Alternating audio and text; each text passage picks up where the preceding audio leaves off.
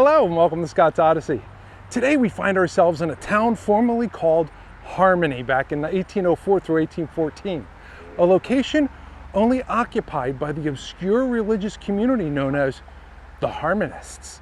And the only thing left behind is their spectacular cemetery entrance. See you in a minute.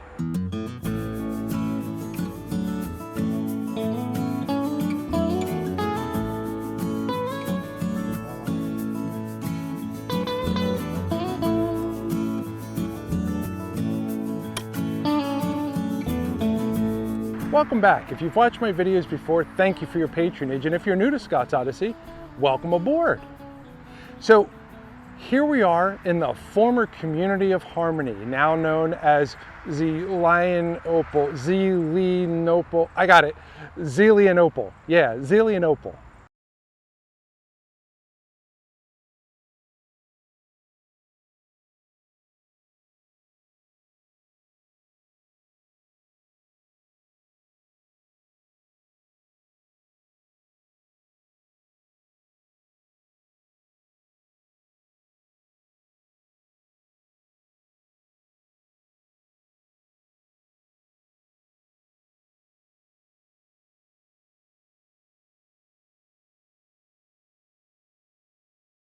The year was 1785, and a small group of Lutherans decided that the previous religious wars over Christianity that had reigned supreme and absolutely decimated the populations of Eastern Europe for the previous 178 years, starting with the Munster Rebellion in 1534 with Anabaptists and ending with the Toggenburg War or Second War of Villmergen or Swiss Civil War in 1712, where Catholics and Protestants finally got on the same page and both adhered to papal rule. But no, not these guys. A small non-denominational group of Lutherans who called themselves Harmonists emerged and declared themselves different and not part of those who follow the edicts of Westphalia, nor the rules of the Habsburgs in Maria Theresa's time, and no wish to be forced into the Uniate Church, which was frowned upon by the religious powers that be in Fürstenbund, now in modern English. So Christianity in Eastern Europe was extremely segregated from Catholicism, which is a word that means all Christians. Ever since Martin Luther was excommunicated, it all happened because he believed good deeds did you no good in God's eyes. So paying indulgences or the financial gift to the church to help others in order to have your sins pardoned was a bad idea. No, this is not a discussion of the good, the bad, the right, or the wrong of religion. History has made a perfect documented example of all the benefits and all the epic horrors religion has brought to mankind. So if you want to discuss or argue the facts, you can do that with your family on Thanksgiving Day. As I was saying, ever since Martin Luther made his declaration and then created a long list of angry retort because he got kicked out of the Cool Kids Club after spending most of his life practicing what they preached, he opened a door into a liberally progressive hell in religious belief systems. And what I mean by that is everyone who was anyone and anyone who was able to have 5 minutes of idle mental time to play in the devil's workshop decided to create their own form of Christianity. To be specific, within 100 years after Martin Luther created a variation on Christianity, there were over 26,000 various other Christian religions in Europe. I know, right? Sounds like a lot. Well, during our modern age, where most Christian religions are now pretty much aligned on at least the big things, there are over 45,000 non-denominational Christian religions in the world. Back to the history. It got so bad that for 178 years there were perpetual wars and mass cullings of people who had differing religious views about Christianity. I mean, most people know about the Spanish Inquisition, and well, that's because everyone likes to hate on the Catholics.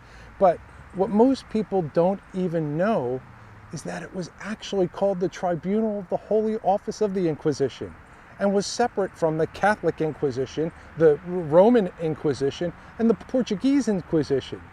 The worst part of all of it is that the Protestants were doing the same thing, but instead of questioning and torturing people into changing their religious belief, they were outright chopping off heads, putting people on pikes, and in general, just killing off anyone who didn't believe what they did. Now, stepping forward a few rings out of Dante's Inferno and back up to the story as it more specifically pertains to this site, the Harmonists were a group of Christian theists and pietists, meaning they believed that they needed to focus on the attainment of a direct, unmediated knowledge of the nature of divinity and the origin and purpose of the universe, but through the words written in the Bible. Today, we would probably refer to this as mysticism mixed with philosophy and no real-world constraints. So, I stated it was 1785 when Johann Georg Rapp formed this group of Harmonists, Harmonites, or if you wish, Rappites, and established their religion, scoffed at the uniate or belief of papal supremacy agreed upon by all Christians, both Catholic and Protestant, and well, ended up getting themselves kicked out of Iptingen, now known as Wiersheim, a small borough in the Baden-Württemberg of Germany. So where did they go? Well, Pennsylvania, of course. Beginning in December of 1804, Rapp and two others picked up 4,500 acres in Butler County for $11,250. They expanded their land to 9,000 acres over time. In 1805, the property consisted of 48 log homes, a barn, a grist mill, and 150 acres of cleared land. It was in February that the settlers of Rapp's community signed articles of association and filed with the United States to form the Harmony Society. All monies were held in a common fund, which included all land, livestock, tools, possessions, and $23,000. In 1810, after a long run of petitions to the federal government in order to obtain financial assistance so they could expand their land holdings for planting and just general expansion, the community reached its largest sustainable size of approximately 700 members with 130 buildings. Due to the distress on their financial burdens and their inability to expand their land holdings, the Harmony Society ran into significant amounts of civil issues within their community. The manner in which you could join the Harmonites was to become a member, live with them for a year, and make a decision of if you would stay or leave. In most cases, people left because they found the Harmonites' way of living far too difficult. The community did not grow in population due to the religion directly impressing celibacy upon the community. As a matter of fact, Rapp's son Johann's marriage in 1807 was the last on record until 10 years later in 1817, and this continued on in this fashion for most of the community's recorded history. In 1811, the population was closer to 800 members, and their profits had stabilized, but still not large enough for a significant expansion. The town's growth now included a tannery, an inn, a warehouse, a brewery, stables, some more barns, a school, a meeting house, church, and a labyrinth. Yes, a labyrinth. Believe it or not, many religions use a labyrinth for prayer. Even here in Zelienople, there is one at the local Calvin Presbyterian Church and another over at the Glade Run Lutheran Church with invites for people to walk the path of a labyrinth in a really small 45-foot circle marked out only by stones on the ground. We will not be delving into the 11 circuit labyrinth, the pagan origins turned Christian turned satanic meanings with the labyrinth, nor the popular kids' toys that helped introduce satanic panic back in the 70s. I try to keep the woo-woo out of these videos, but if you want to see woo-woo, I can easily provide you with such content because it is something I love exploring on the upside down of this channel.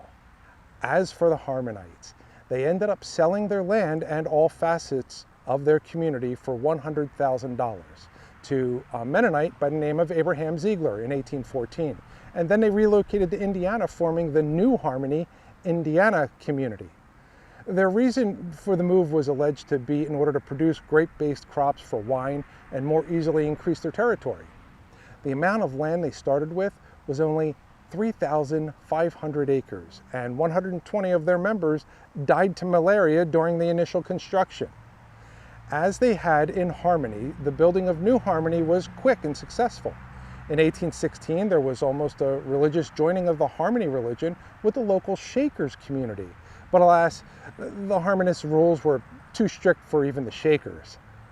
The community continued to thrive, but as time wore on, the industrial improvements along the Wabash River interfered with the isolationist lifestyle of the Harmonites. Along with the interference of the industrial progress, the Harmonists also ran into issues with those who were proponents of slavery, which adversely affected friendships with their neighbors, being that the Harmonists were, by belief, abolitionists.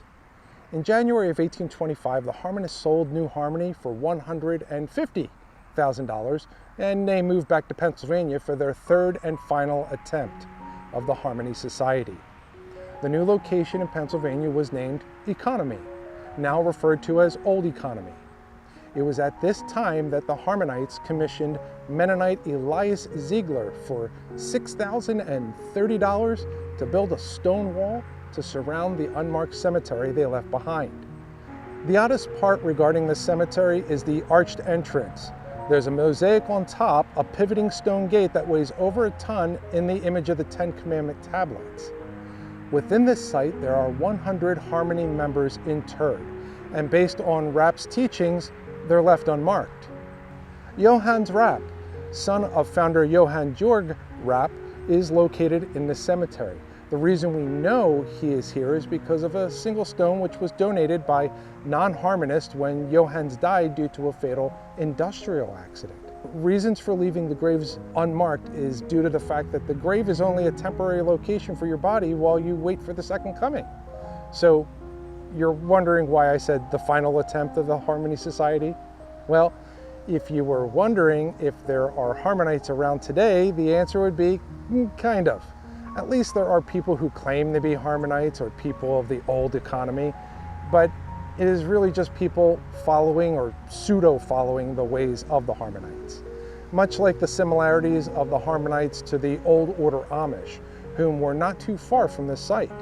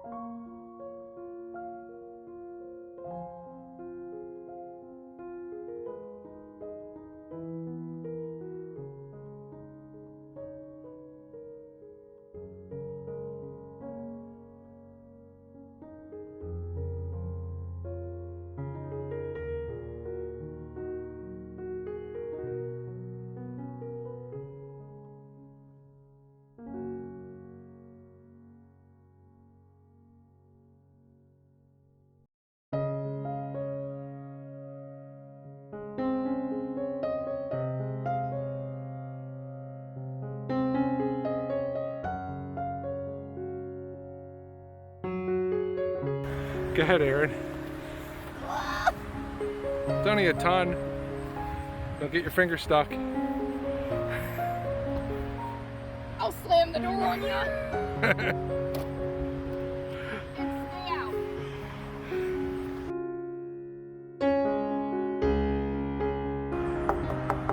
Hello? Hello? Hello?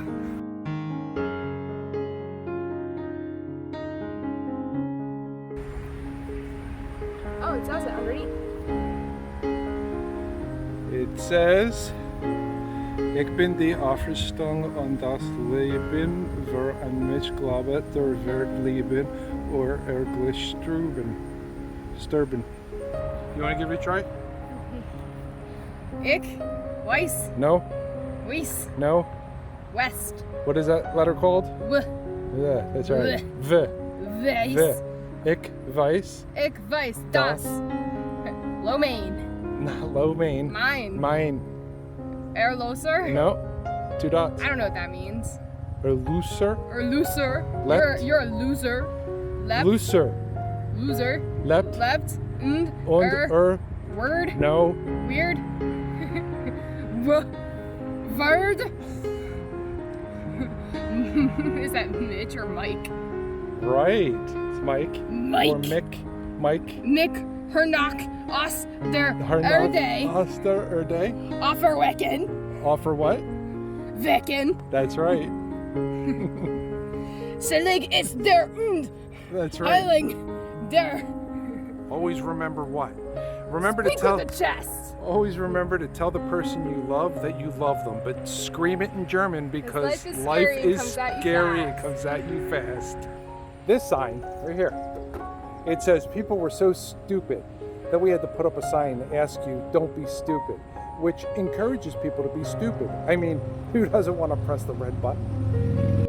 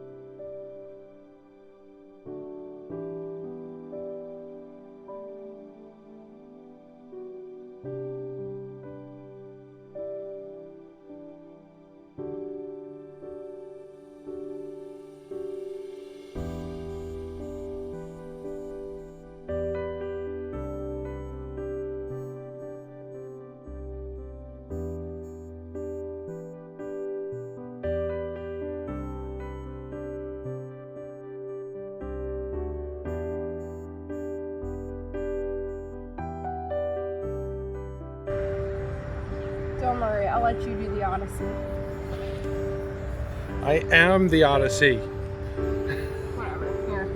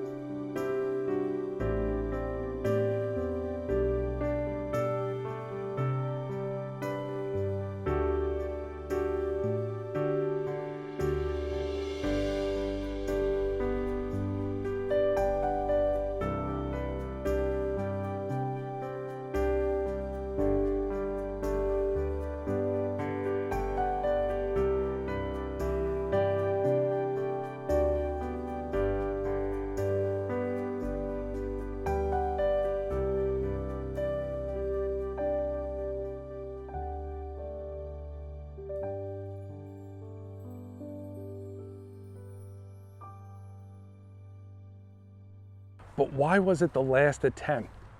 Well, here's the kicker. Not saying the Harmonists were a cult. But when you put things together like the small following, the hard labor, the pietist belief system, the mystical and philosophical approach to living, the communal aspects, and oh, did I mention that when they relocated to economy, it was Johann Georg Rapp himself who stated, "This is our last move." His reasoning was that he believed Jesus was coming in 4 years to take the Harmonists to live in heaven. Furthering that we no longer have to wander because we will be visited by the Lion of Judah. And when Bernhard Mueller arrived from Germany seeking to join the Harmonists, he called himself Count Maximilian de Leon, which honestly did not work out well, especially when Bernhard taught against Johann Georg's teachings and said celibacy is stupid, and then walked away with over 1/3 of the congregation. Needless to say, the community deteriorated from the inside out.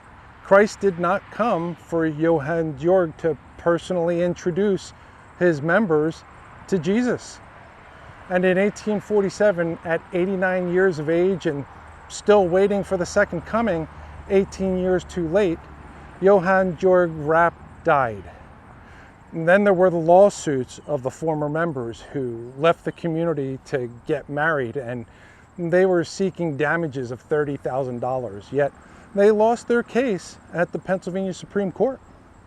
And in the 1890s, when a charlatan and his wife, John and Susie Duss, essentially took over the entire community and put them into financial ruin while John went gallivanting around the United States with the New York City Metropolitan Opera Orchestra. And Susie had them liquidate their estates to fund the long con, which ended in 1905 with a fully dissolved Harmony Society, which granted all remaining assets to her. Which leads us to the very end of their story, the Old Economy Village of Pennsylvania. It still stands today. In an 11-year legal battle from 1905 to 1916 between the former remaining two members of the board of the Harmony Society versus the Duss family, the courts ended up dividing the estate between the Dusses and the Commonwealth of Pennsylvania, on behalf of the two remaining board members, of course, where the portion that went to the Commonwealth of Pennsylvania was used to establish Old Economy Village as a memorial to the Harmony Society.